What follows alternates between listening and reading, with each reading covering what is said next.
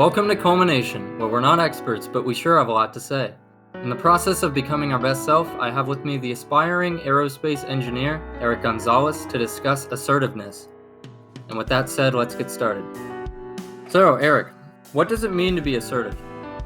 I think being assertive has I think that it has a lot to do with being able to just say you're going to do something and that happens. And it might not, whether it's like you're going to do someone or you're asking someone to do something, and not necessarily getting what you want, but having the ability to put your thoughts forward and just expressing them. Essentially, the ability to express yourself or get your points out there. I think in a sense, yes. Okay. So, can you give examples? I guess in a context like, say, you're in a business meeting, and your boss is trying to figure out, what's the next best marketing strategy, and I guess in a case of assertiveness would be able to say, here is my idea, here's how it's going to go, here's how, here's what would be the result of that, and to just kind of be able to put that forward without really fearing necessarily someone shooting it down, but being able to get that point across, I guess, is assertiveness in a sense. Yeah. That makes sense.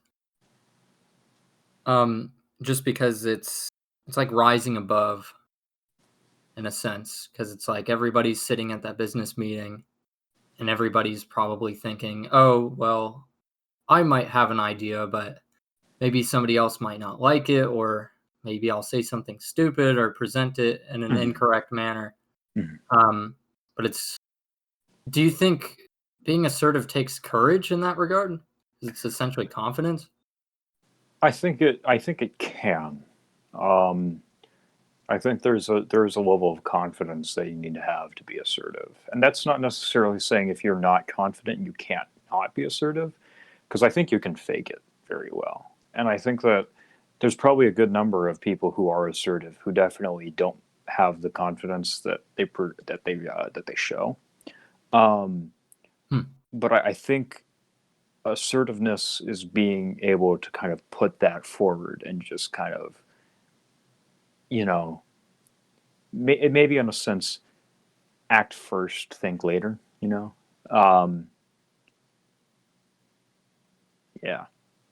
Yeah, maybe. I'm not sure if I think that's kind of going down a different path, because I think you can be assertive and calculate your thoughts This is prior true. to acting. But it's definitely, I do agree with the fact that it's just getting your ideas out there, saying something. And I guess the difference between that and confidence is, I'm not really sure, because I feel like we would have to define confidence in that regard. Right. How would you define that? That's a good question. There's a lot of different kinds of confidence, and I lack a lot of them. But I think confidence, I guess in the simplest sense, is just kind of believing in what you're about to say or what you're going to do, and knowing that that is the best that you can do, and not being afraid of necessarily failure. Yeah. I think that's a very challenging thing to do, and it's a very scary thing to do. Right. Because failure is a very frightening thing, as a lot of people can attest to it. It's just, yeah. Yeah, I agree. It's kind of like, to have confidence, you need faith. Faith in your ability, faith that you can kind of control the situation to handle it well. What are your thoughts on that? I think you're right. I think that being able to say that this is what I think is best. Being able to just kind of trust your instincts, and I guess to use confidence to define confidence. I mean, to have the confidence in yourself, which, I mean, it seems it kind of is like one of those things. You have to just be able to tell yourself that you can do it, something. And even if you can't, like, even if you're not very confident in it, at least lie to yourself enough to make yourself believe in it. Yeah. And I don't think that it's necessarily a bad thing either, to be just to, like, because sometimes I think that there are situations where sometimes you do have to just kind of tell yourself, even if you don't think you're right, that you are right. And that can get very dangerous very quickly, but it's also a necessary thing sometimes, because sometimes you got to make a leap of faith, even though it might seem kind of sketchy. Right. It's just that idea that, well, it's just the idea of a risk. Mm-hmm. Like, on one hand, you could lose everything. I mean, depending on the situation, it might be minuscule, or it might be like highly severe in terms of what's on the line. And but I also feel like the confidence is interesting because it's almost a self-fulfilling prophecy in a sense. Because the more confident you are, the greater chance the risk is alleviated in a sense. Like, it's less about, well, obviously you want to calculate your thoughts before you do something. I'm trying to think of an example, but let's bring up the interview again, or not an interview, but like the business meeting, and you have an idea. Of course, you want to think that through, so you literally know what you're talking about, and you're smart, and you have everything together. But if you don't have that confidence component, like if you're not confident, you greatly increase your risks because you're going to fail. You're doomed to fail if you have no confidence, because you have to sell yourself. You have to sell yourself and your idea. And I think the idea of, think first, act, or act first, think later, is not necessarily the idea. It's more the act first, think about failure after it's done. Because if you start thinking about, oh, this is never going to work, this isn't going to work, then you're never going to be able to put that forward. And if you don't have the confidence in your proposal, then it's going to fail, because you're not going to have a strong proposal. And I think that is important. Right. It's like, you've seen the movies where the guy has to cross the suspension bridge, and it's like all the boards are falling apart, and it's like, don't look down. And then as soon as you look down, it's like, oh, holy crap. What's the one? It's an Adam Sandler movie, so no comments on an Adam Sandler movie. But there's it's, I don't know what scene it is or what movie it's from, but there's some movie where Adam Sandler's character is giving this long, quote, inspirational speech, but it makes absolutely zero sense, but it sounds really inspirational. Right. And so the people in the audience all think it's like, oh yeah, I dig it. But then, you're actually, like, you're listening to it, and it's just like, none of this makes sense. So I guess it's that, selling the idea, which is a big part of it. Or like the delivery matters. Have you ever laughed at a joke that was objectively not funny or clever at all, but just the delivery was just so good? That's my entire sense of humor, except I just can't nail the delivery. Well, right. It's interesting. And I feel like tying this back to assertiveness, that's like the big kind of concept, is just the way you deliver it. And that brings me to my next question. How is assertiveness different than aggression? Aggression can be assertiveness, but assertiveness isn't necessarily aggression. Because if you look at,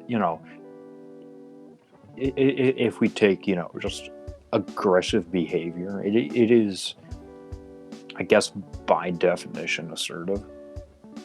Okay. Maybe not intentionally, but assertiveness can come without being aggressive, and I think that sometimes, people mistake assertiveness for aggression, even though it's not necessarily in trying to be, Yeah. or because if you think about, well, here's an example. I'm friends with mostly women, Okay. and in that, it's a very delicate balance between being assertive enough to be able to get your ideas forward and also not be too aggressive, just Okay. because the same, level same friendship dynamic you would have with another guy, you would just tear each other apart if you got the chance. But I, at least with this specific group, there was a lot. You had to be a little bit more delicate in the way that you stepped, Uh-huh. and so there was a very, very fine line. I guess for a guy, it's pretty hard, to be really assertive without being aggressive, because I think that's just inherently a guy thing. Is that we sound aggressive when we're being assertive. I don't know. Yeah. Maybe that's just but I think that there are times when I think it goes back to how you present something. It's Yeah. where if you I guess it goes around tonality, so the way that you project your voice and the way that you emphasize things, because I think that there's a lot of thought that can go into how you have to or how you want to word something, Mm-hmm. because I think that you can word, you know hey, go stand over there, as assertive, or hey, go stand over, you can Yep. make it sound aggressive. Um, so both, I would say they're both assertive, but one is much more aggressive than the other. So I guess uh, how you word or how you emphasize different things can, kind of balance aggressive versus assertive. Um, but I think it's a square is a rectangle, but a rectangle isn't a square, kind of deal. Yeah. Yeah. Yeah. It's just interesting because they're similar in the sense that using your statement, "Go stand over there," you're Mhm. telling them you're saying the same words with the same meaning, with the same intention. So they both get the job done, just essentially being commanding words, Mhm. directing, basically just telling somebody what you want them to do. Mhm. So they're very similar in that regard. But I feel like they're most different in terms of the response that the person the way the person responds to both of the statements. Mhm. Like if you are like, "Hey Jimbo, are you able to stand over there? Like just for a bit." Or like, "Please stand over there." Um Notice the word please kind of Mhm. softens it and everything, but you heard the expression too, but Mhm. then it's like let's say Jimbo's a delinquent and you're like, "Jimbo, stand over there." Like Jimbo's gonna be Mhm. like, "Oh shit, oh god." So Mhm. that is, you know, usually when you scare people like that, or you just intimidate them, or insult them, or any Mhm. form of aggression, it's just an automatic turn off, Mhm. and they'll either become rebellious or just too sad Mhm. or upset to respond in the correct way. So it's interesting because most people are aggressive in their assertions because they feel like that's the only way to command someone to do Mhm. something, but oftentimes that's the worst way to command them to do something. And I guess there are times when sometimes aggression is necessary. You know, not necessarily in every single case, and I think that a vast majority of the time it's not necessary. But I guess there could be a situation where, sometimes, maybe not aggressive as in like you're attacking somebody, but like more, Yeah. aggressive as this needs to get done right now. Where because where being assertive by itself, like this needs to be done now. Well, that I already had, it's like this needs to be done like right now, and But it's is like that really this is, aggressive? um, I guess it can be because I guess it's like because if you're already being assertive, right? Let's say that let's go back to this office, right? So you just got done with your marketing meeting. You got to get this, you got to get your plan done, right? Whatever it was that you just presented, it got Mm. approved.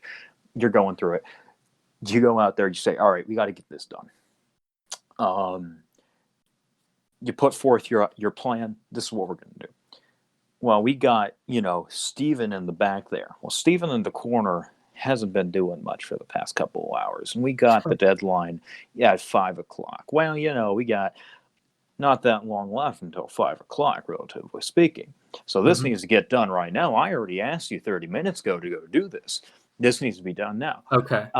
So I guess aggression can be used in an assertive, not necessarily as in like, I guess to emphasize because Right. I think that you can be aggressive without being so aggressive that you scare someone. And I guess Right. Yeah. sometime, and I mean, I not to because I think that fear can be a delaying factor as much as it is a drive like a like driving factor, because I think Mhm.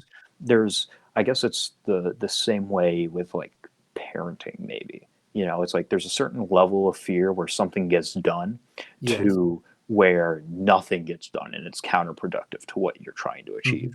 Mhm. Um, and that's an even finer balance of trying to be aggressive without being too aggressive, and being assertive without being too aggressive. Right. Because I think that they have their different places and their different uses. Um, but I think that there's a distinction between just being aggressive versus being assertive while Right. being, what would be considered aggressive. And that's a really interesting example because it displays the aggression in an interesting sense, where it's less of a command and more of a threat slash punishment. Or I guess Mm-hmm. if you think about it, a threat is like a punishment coming to you. Not Mm-hmm. right now, but it's coming. Mm-hmm. Um, it's like what was his name? Steven, like he's in the back, Mm-hmm. and if you already told him, like you were already assertive like a few hours ago or a few minutes ago, like if you already told him to get his stuff together and start working and that failed, I think your only option is to kind of become more aggressive, not overkill, but enough Mm-hmm. to kind of emphasize the punishment of we need to keep going. Like I was nice to you before, but because you disobeyed essentially, like I'm going to get on you now. This Mm-hmm. is urgent. And I think that takes a very delicate hand, right? And it requires you to know what is too far and what is not. Right. And sometimes I think that there are times when you can like there are people who have this down as an art form, and they are like brilliant team leaders. And then there are the Mhm. people who either can't do it enough or are overly aggressive. And I think finding that perfect balance of the enough aggression, that in and of itself makes a someone who is a like team leader, um, or like just a leader in general. And that takes. I think that it's there's the thought of like, oh, this person is a natural team leader, and I guess there are some people who just have that inherent ability to just know where the limit is. But I think Yeah. that finding that takes time, and um, because I think it also depends person to person, because there can be someone who is very aggressive but gets the job done in a way that's not over aggressive. you know, because, you know, it's like, uh, let's take a drill instructor. They're aggressive people, and some might consider some over aggressive, and there's probably some who are over aggressive, but they are aggressive and assertive, and they don't. And sometimes there's probably some people who cross the line, but they get the job done. You Yeah. know, so, and I don't think that's. I think that you can learn that, and it takes time to learn that, but you can definitely learn how to do it. So, Right. And also it's kind of like knowing your audience and reading the room a little bit. You know, like a drill instructor. Let me say like two types of, I guess, like instructors in a sense, like the soccer team coach. Like they need to be way more assertive and possibly aggressive, because in that approach, they essentially indirectly teach the students or whoever is on the team that, hey, that team that you're going up against on Sunday, like they're not going to go easy on you. So to train you properly, I can't go easy on you. And then think about like an instructor for the military or something, like a general. Like all is fair in love and war, so can you really be delicate with your military members? Like and I we're think fighting a war, man. yeah, there's I think it was from Full Metal Jacket, Oh yeah, where the drill instructor is like, "How are you gonna think with grenades going off beside you or something like that?"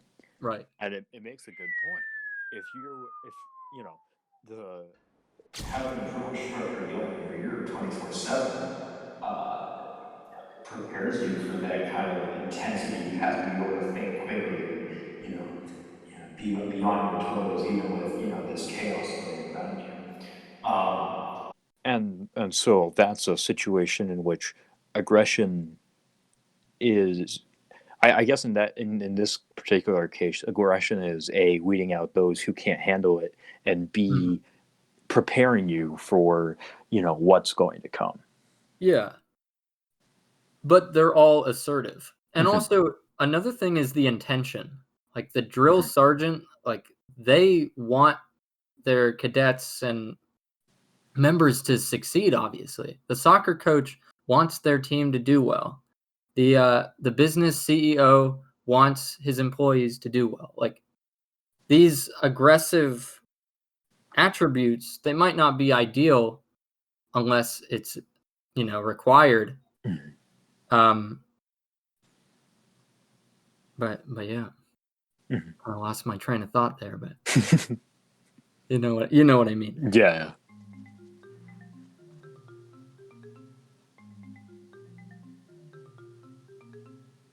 Should I move on to the next question then? Sure. All right, let me see. So I guess since we were talking about that fine line and people are naturally either way too aggressive or barely aggressive at all, or I should say assertive. Um how how do you find that line? Like what steps can you take? I think there's trial and error in it, and um, I think you have to be not you have to not be afraid to be either under assertive or over aggressive, because in that moment it's gonna be a problem. You're either gonna be too aggressive or you're gonna be under assertive. But you'll reach a point when it matters most that you'll be able to find the middle ground where like the perfect harmony is, Right. because without doing it you're not going to be able to figure it out. And so I guess that goes back to the confidence aspect, where you need to be able to you need to be able to do it take criticism, because that's always a good thing, you know. And Mhm. criticism's hard in and of itself, but that's, I think, a different story. Yeah. But, you know, to be able to try and like be that leader, and it takes that trial and error to find it. Right. It's just like you have to see, again, you have to read the room. You have to consider, all right, did I already tell this guy what I'm thinking before? You just kind of have to, and you also have to calculate, like, is everything I'm doing correct and to the best of my knowledge and ability? And then after all of those, yeah, you can kind of find the line more. Mm-hmm. So yeah, any thoughts on that? What I was just saying? No, I think you summed it up. Okay. Yeah. So I was thinking about this example about assertiveness. I was actually talking to my teacher about this earlier. Just because I wanted to know his thoughts of like, what did you think when someone asked you, what does it mean to be assertive or something? And I thought of this pretty relatable example. So let me set up the scene for you.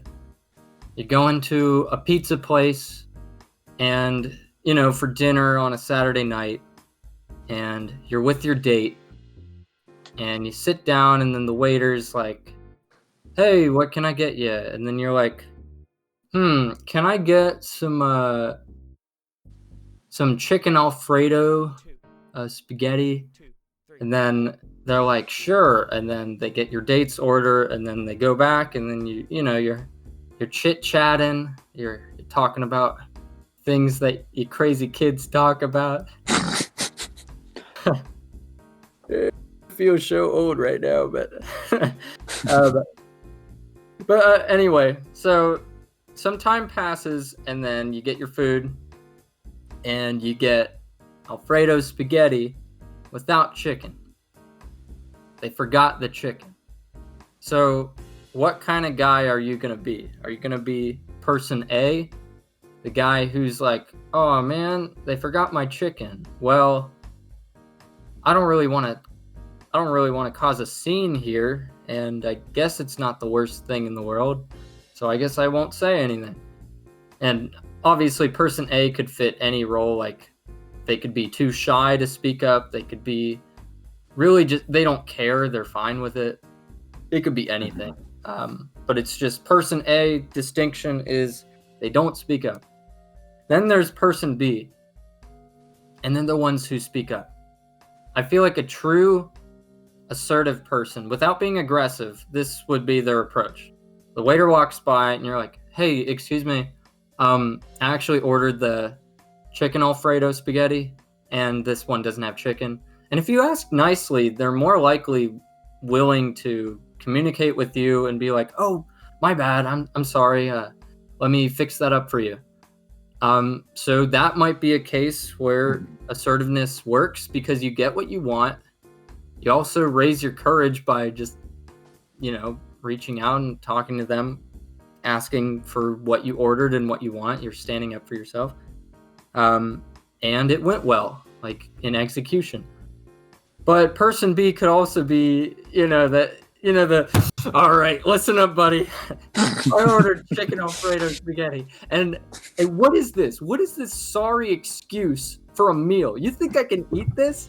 God, it's always these problems with these food service businesses. They're always trying to scheme me and asking for tips, and I'm not tipping you. They essentially get so into it that everybody in the restaurant is like, what is this guy right here?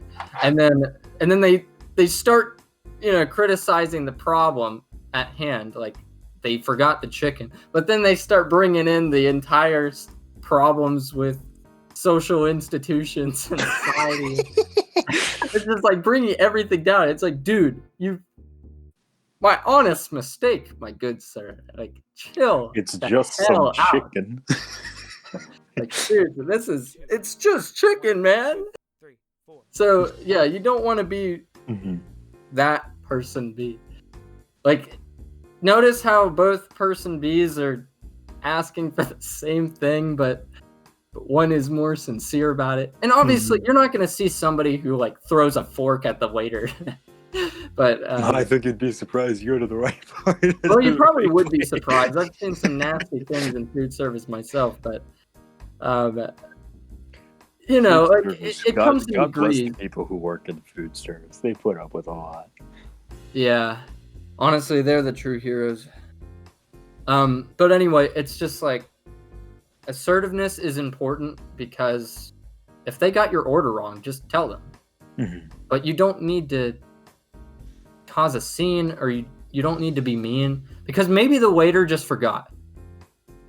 Maybe he forgot. Maybe he didn't write it down. Maybe he misheard you. And you just kind of have to take in consideration what they're thinking or what happened, because you don't know. The waiter's not going to be like, oh, we ordered chicken alfredo. Well, yeah, I'm going to not write that down. But, you know. So what is your take on the person A and the person B in the restaurant? And do you think A's going to join in? Or? I'm definitely person A.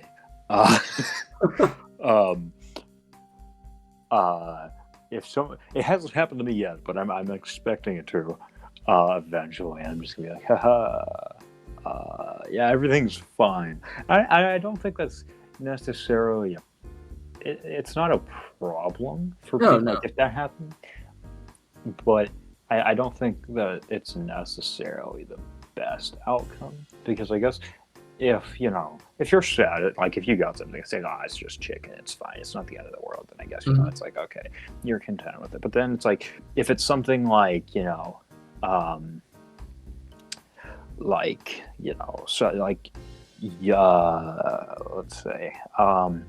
let's say Susie had to get her finance report done, by the end of the day, and she's late on it. Or like let's say Susie had to get her finance report by like 4, and it's 4:15, and it's like, I had to submit this, now.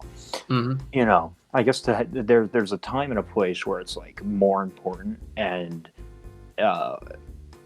whether or not, it's like, okay, well, I'm just, I'm fine with, putting up with chicken, but one could, one's you're eating chicken alfredo, the others you might be getting a nice little knock on the door from the IRS. I mean, two very different circumstances and two very different outcomes.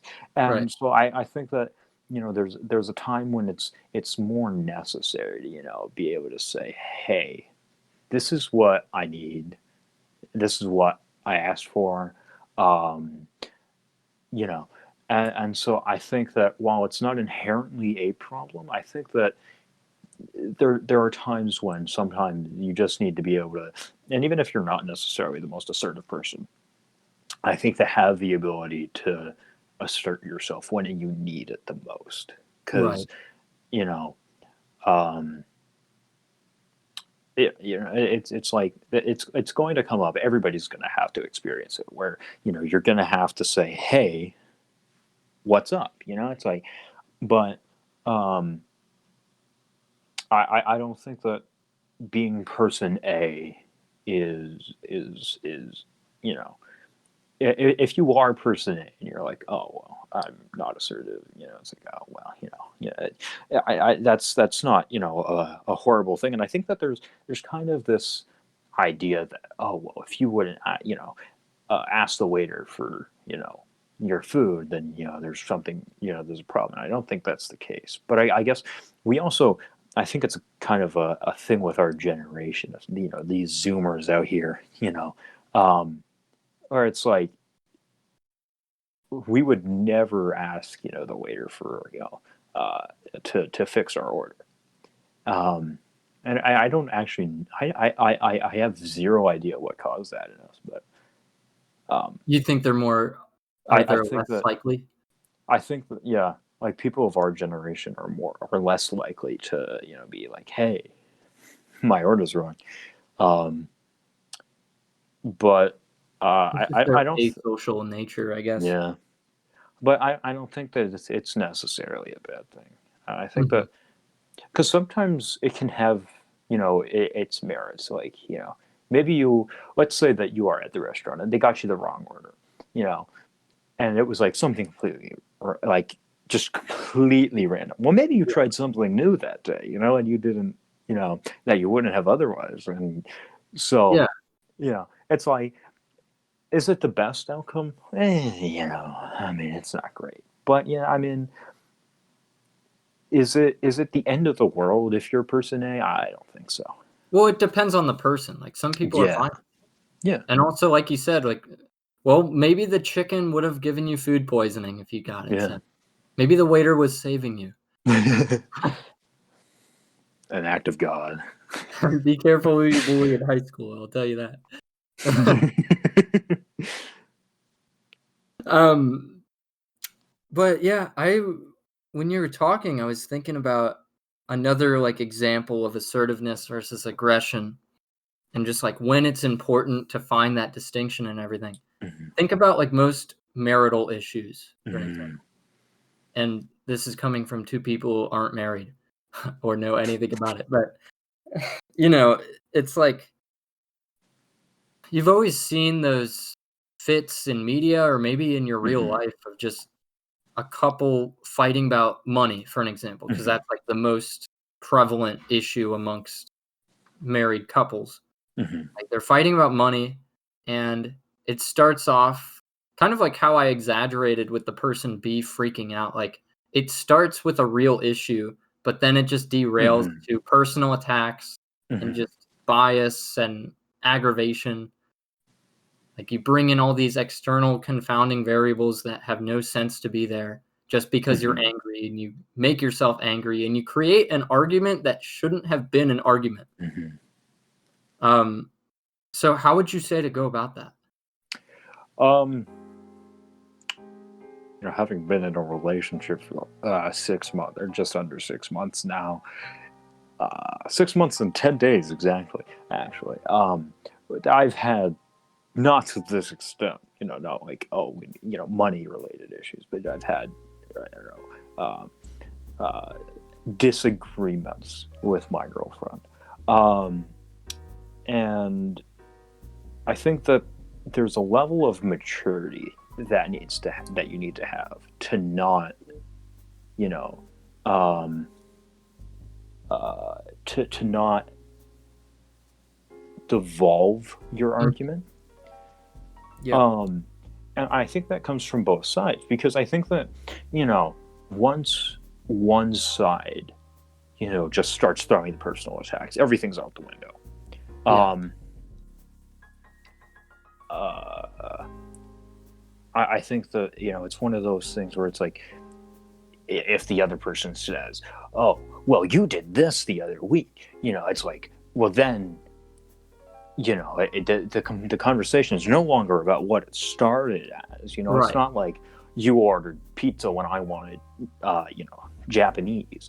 Now you're talking about how, oh, well, you know you were, you were texting, John, and, oh, yeah, how, it's like Well, completely it's just a irrelevant. dominance war too. It's like, Yeah, who it's has the like, best point? right. It's like, and the thing is, at that point, nobody's going, like, at that. It's so, like, it's lost the entire point of the argument that there isn't an end to it. Right. Whereas, like, if you were, like, arguing over, I don't know, let's say, let's go back to money. Like, it's like, say you're a married couple and you're arguing about money. Well, where if you're talking about money, okay, well, you can resolve that issue. There's an end goal. Clearly, one person either says, okay, well, let's say the end solution that is, the best is stop spending money, or, like, save more Mm, money. You know, um, whatever it may be. right. That is an end goal. Whereas once this just devolves into a shouting match, there isn't an end goal. There's nothing that can resolve this conflict outside of two people just leaving and saying, okay, stop, and the problem is that, especially when you're married and you live together, that's a lot harder to do because you live in the same place, whereas if you're, let's say it's just two friends, well, you can live in separate houses. Even if you're dating, you live in separate places. You can either A, just hang up the phone, or B, you can just say, okay, leave room, go, and I think that's in and of itself where a marriage can differentiate itself, is that marriage takes a lot of maturity, but that's again another completely different subject. Right, but I think that there's definitely a level of maturity that you need to have to say, this is what the argument about, solve this issue, and you need to be able to keep that subject matter in mind without having splitting off into whatever else, because once you start splitting into other things, it starts fueling the fire of that. Then it's just anger, and that's all it is. So real quick though, how would you define maturity? You've used the word, but in this context, how would you define it, just so we know exactly what you're talking about? In this context, I feel like maturity is keeping in sight what is important, right? It's like, if you're arguing with your wife about money, right? Whatever happened in the past is whatever happened. Whatever else is upset is, whatever else. But right now, the conversation is about money, and being able to stay on that subject is what maturity is, because anything else that makes you mad is for another time, and that's for another discussion. You can have that immediately after if you really want to, You really want. But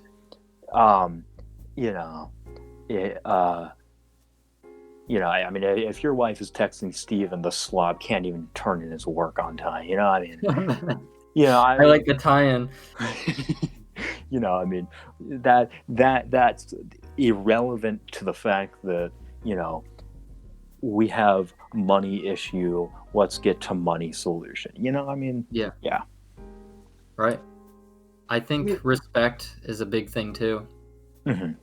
Like, I respect your opinion about what you have to say, just because when you throw away respect, it's like, all right, now there's just a vacuum where we can just throw any sort of aggressive comment we want. But respect kind of keeps the debate or the discussion assertive. Like, this is exactly how I feel. This is what I believe. These are my honest thoughts. And like you said, I really liked that. Like, it's keeping that awareness of what's important, so we don't derail or do anything like that. I think all of that goes into that. And it can apply to big situations like money, or even your minuscule discussion like, is water wet? Which can get surprisingly heated. True. Like, don't bring that up. Like, if you want to start a war within any group chat, just pose that question. Trust me, it works. It's foolproof. It really is. Is water wet? No, I'm not going to do that here. Water is, in fact, insert whatever. Yeah. I have no official statement on the subject matter. Hey, just comment on this video if you think water is wet. Yeah. So yeah, I guess we're not near, or we're nearing towards the end. Although it's not there yet, but I just want to ask, what do you think is the big takeaway from assertiveness? Like, what can we learn from it? Why is it important? Like, why bother? Give me the dealio. Yeah, I think the dealio do be that you know, without being assertive, nothing gets done. Whether that's, you know, in your personal life, in your professional life, sometimes you just gotta be assertive. I think there are times when it's more comfortable to be assertive and less comfortable, um, and you don't necessarily need to always be assertive, uh, because I think going back to the maturity comment, there's a level of maturity in recognizing when you need to kind of step down. Yeah. Um, so I think that part of part of the assertiveness is definitely recognizing when it's not necessary, but being assertive uh, is definitely something that, if you're like not assertive at all, like, I think then you can start to kind of run into issues where, maybe what's going on around you isn't necessarily the best for you and what you Mhm. need. So being able to say, here's what I think and here's what I need, that's just a necessary part of life. Right. You just need to be able to, well, also, you just need to be able to articulate yourself, know Mhm. exactly what you want and need. And once you do that, know how to express that so people understand. Mhm. And so, something gets done. Mhm. Um, and that brings up another point that I actually thought about. Really, in this whole episode, we've been focusing a lot on interpersonal, like, relations and communication. But what about the intrapersonal, like, within yourself? In that Mhm. sense, when is being assertive important? I think so. Like, here's a very simple situation. It's very easy to come home from school and just say nap time. You know, um, but there's, especially, with like AP tests coming up soon in May. There's going to be a point where it's like, well, I have to come home. I might be tired, but you know what? Make some tea, pour a cup of coffee, let's sit down and study for AP exams, Mm, and to be able to have that assertiveness to where it's like, it's very easy to just lay down and fall asleep. I've done it a number of times. right. But, to be able to say to yourself, this is what needs to be done, I need to study, is a time when it's like, okay, time to, like, that's a point where it's like you need to be assertive and just get it done. Mhm. um, Whether or not you're motivated, whether or not you've got, there's something else that's going on. Sometimes you just got to be able to sit down, do what needs to be done, and get it done. Right. And it's just taking charge of your life too. Mhm. Like, you don't want the world to control you or your Mhm. impulses or anything. You need to Mhm. have that inner confrontation, big or small, like, whether it's like, is what I'm doing helpful to me? Is this personal connection I have with this guy, is that meaningful? Like, should I keep going? Or if it's Mhm. smaller, like, do I need to study right now? Mhm. You need to just kind of tune into that internal locus of control and just kind of take charge, take control over Mhm. your life. And I feel like a lot of people would feel less lost if they did that. Mhm. They just need to, because when you're assertive and you take charge and you feel like you're in control, there's more of a direction. Yeah. Like, as soon as you do that, you can find goals. I mean, it's interesting. Sometimes it's like you have a goal and that's why you take charge. That's why you become assertive. But it can work the other way around too.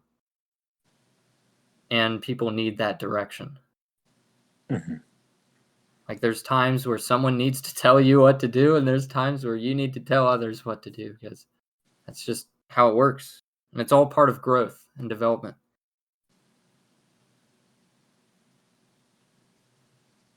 So, what do you think was, I guess this can be the last thing.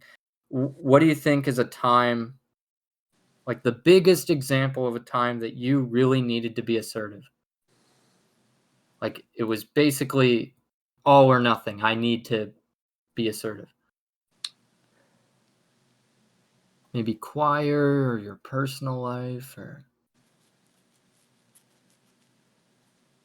Yeah, now I got to think of all the stories I actually can share to the public. you can always make it anonymous or something. Okay, here's one. I guess it kind of ties back into what I was saying earlier about exams. You know, it was, I think, last year before finals, and me and some friends wanted to get together. But I think it was my pre-calc exam. And I was like, okay, I got to study for this.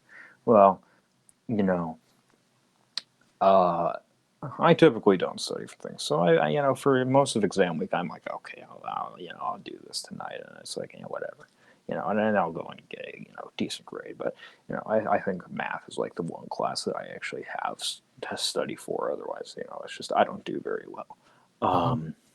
But some friends were like, oh, let's, hang out tonight again. Or like, let's hang out tonight. It's like, I've got this math exam that I got to study for tomorrow. And it's like, nah, you'll be fine. It's like, well. So I think I had like an A and a B. So it's like, I didn't really have to, I had to get like a C, I think, to get to get an A for the semester. But it's like, I still don't want to like fail the exam. And so I guess, being able to just say, I got to study for this exam, as fun as it would be, hang out tonight, I've got to just, hit the books and say, okay, time for math. Right. It's that opportunity cost right there. Yeah. How'd you do on the exam? Oh, I think I got like a 91 or something. So. Oh, nice. Do you think you would have gotten that if you didn't study? I don't know. I think if I didn't study, it would have been a 50-50 shot between if I had known it or if I hadn't. But yeah, I think it probably definitely increased my odds. Right. I mean, you definitely don't want to go back and chance it. Yeah. Not that you can do that. But that's a good example, just because it's very tempting to just like go out with your friends and everything, but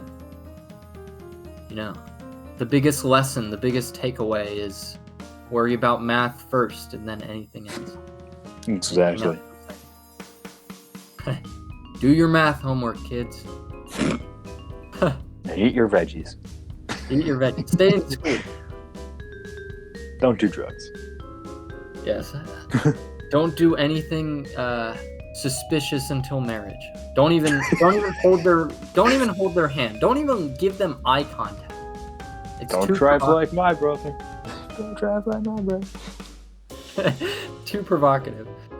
So anyway, I guess we'll end it off there. So thanks so much for coming on here, Eric. Yeah, my pleasure. Do you have any final thoughts before we close it? Be assertive, but don't yell at people unless you really have to. Honestly, that's a good final thought. And with that, this has been Assertiveness. So, thanks for listening, everybody. I'll see you guys next time.